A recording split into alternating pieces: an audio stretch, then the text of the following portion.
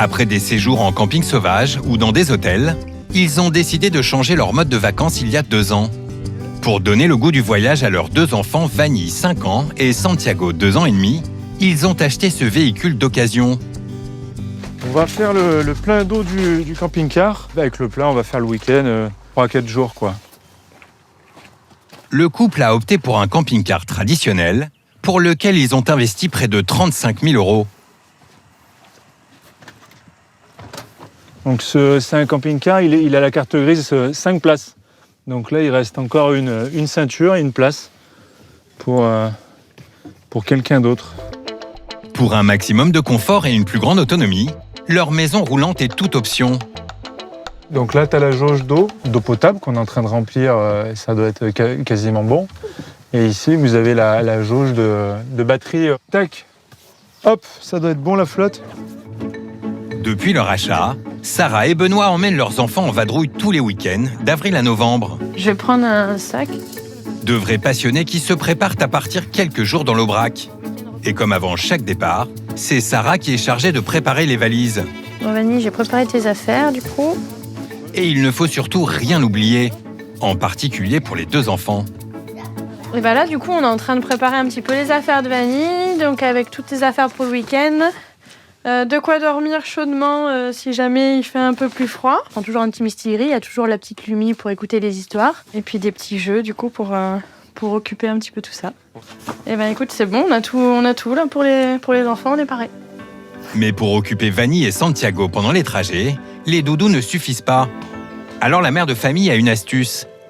J'ai les DVD. Tu veux lui? On en choisit 2. Vanille, tu veux lequel? On prend les 100 dalmatiens et lequel? Ça. Allez, lui. Bon, allez, hop.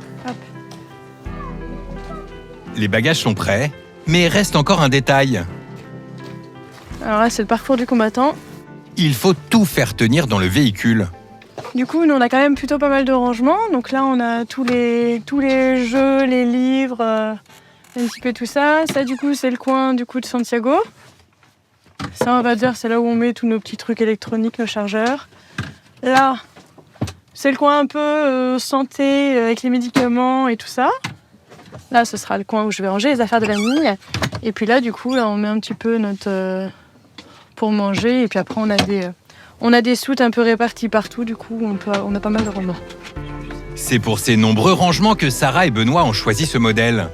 Un des plus grands camping-cars traditionnels du marché, avec près de 15 mètres carrés de surface habitable. Mais qui a quand même un petit inconvénient. C'est le minimum parce qu'on a des petits-enfants, je pense. Parce qu'il faut prévoir du rechange, il faut prévoir pas mal d'affaires, des jeux. Et après, il y a aussi un problème, c'est que voyager avec un camping-car, en fait, comme on n'est pas spécialement limité, on a tendance à en prendre un peu trop. La nuit vient de tomber. C'est l'heure du grand départ pour un week-end à bord de leur camping-car. Ils ont prévu de visiter l'Aubrac les 3 prochains jours. Première étape, la cascade du Déroc, près de Nasbinals.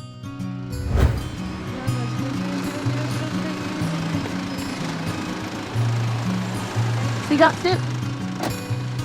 180 km de route pour passer leur première nuit en pleine nature. Benoît aimerait arriver pour l'heure du dîner. Le fait de partir en camping-car, même si on part que 2 jours, on a en ressenti, ça paraît bien plus finalement. Comme on voit plein de choses, ça nous permet justement de voir, d'avoir l'impression d'être parti beaucoup plus longtemps. Dans 600 mètres, continuez tout droit sur route d'Aubrac, D980. Mais dans l'euphorie de ce dernier week-end avant de laisser leur véhicule en hivernage, Benoît a oublié un détail. Oh putain, c'est quoi? Oh putain, Benoît! Ah bah là, la totale, la bouteille de vin.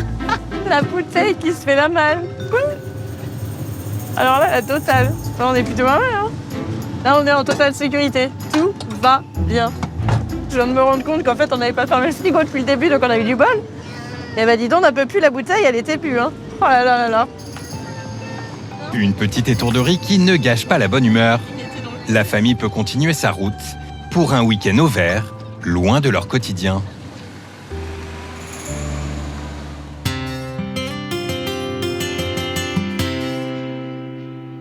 À l'autre bout de la France, en Savoie, le lac d'Aiguebelette. Claire et Freddy, partis 2 semaines en van aménagé sans leurs enfants, sont à la recherche de leur campement du soir. Je vais appeler Eric, chérie. Let's go. Eric, c'est leur hôte du jour. Le couple a trouvé cet emplacement sur une application spécialisée. Ah, c'est sur messagerie.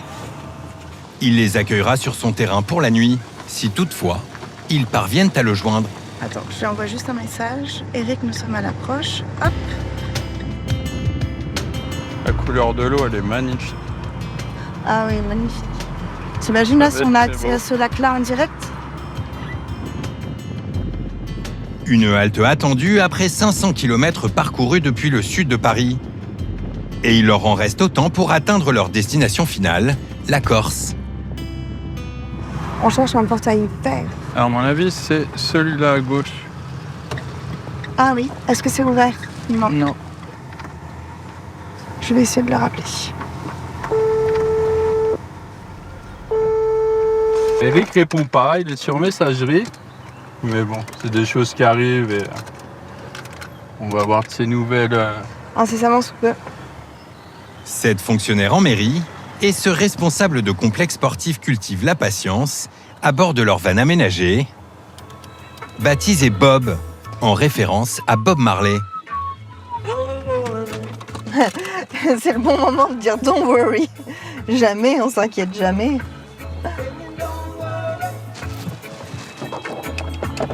On va y aller. I'll be alright.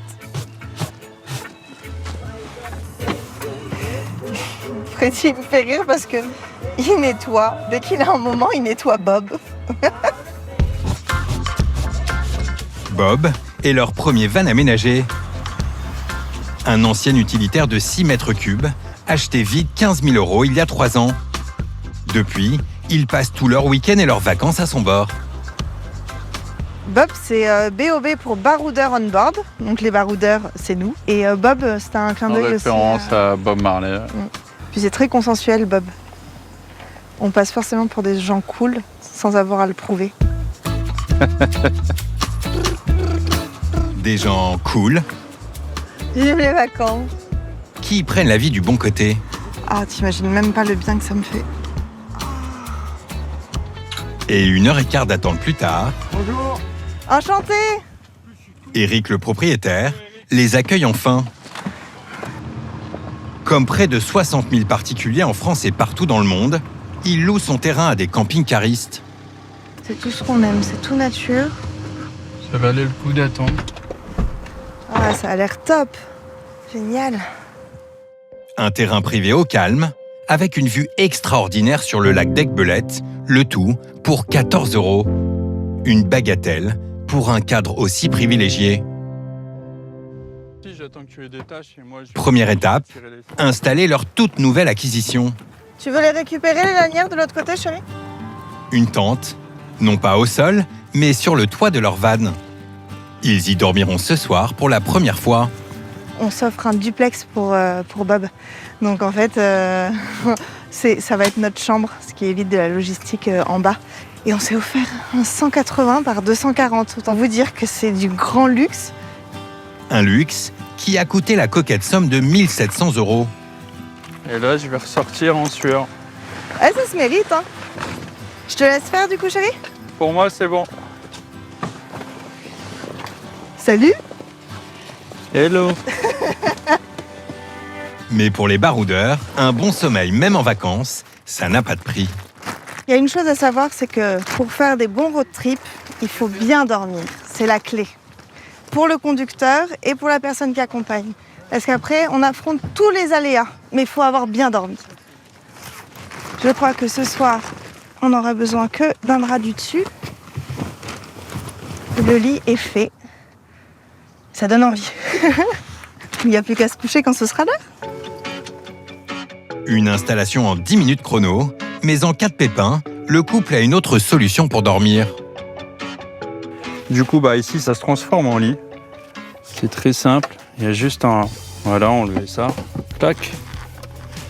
Tous les coussins sont faits sur mesure. Hop. Et voilà. Et le lit est fait. Un petit salon confectionné sur mesure par un artisan. Tout le reste a été pensé et aménagé par Freddy il y a 3 ans, à commencer par certains indispensables. Ça, je l'ai fait main. C'est notre petit coin apéro. Avec notre petite planche, voilà, à découper. Hein. Saucisson pour poser le verre dessus, peu importe. Là, on a notre chauffe-eau. L'hiver, très pratique, parce que les douches froides, ça va un moment et on s'est dit, allez, on va s'offrir l'eau chaude dans le van. Quel luxe. On est vraiment très fiers de le voir comme il est aujourd'hui. Ça a pris un peu de temps, mais on a réussi.